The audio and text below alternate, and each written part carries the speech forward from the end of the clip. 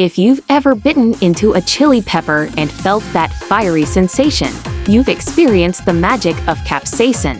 This remarkable compound is what gives spicy foods their heat, but it's also responsible for a unique interaction with our bodies. When you consume something spicy, capsaicin binds to pain receptors in your mouth, specifically the TRPV1 receptors. These receptors are normally activated by heat, which is why spicy foods can feel like they're burning.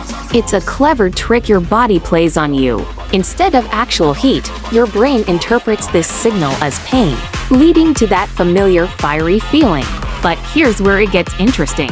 While capsaicin can cause discomfort, it also triggers the release of endorphins, the body's natural painkillers.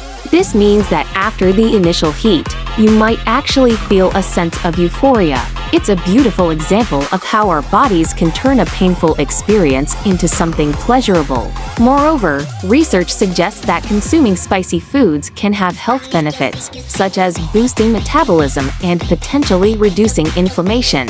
So, while you might be reaching for a glass of milk to cool down, remember that your body is also working hard to reward you for that daring culinary adventure. As we explore the chemistry behind spicy food, it's clear that there's more than meets the eye or the taste buds. So, the next time you enjoy a spicy dish, take a moment to appreciate the complex dance between capsaicin and your body. Thank you for joining me on this spicy journey. If you enjoyed this exploration of food science, don't forget to follow or subscribe for more engaging content. Until next time, keep experimenting with flavors and savoring every bite.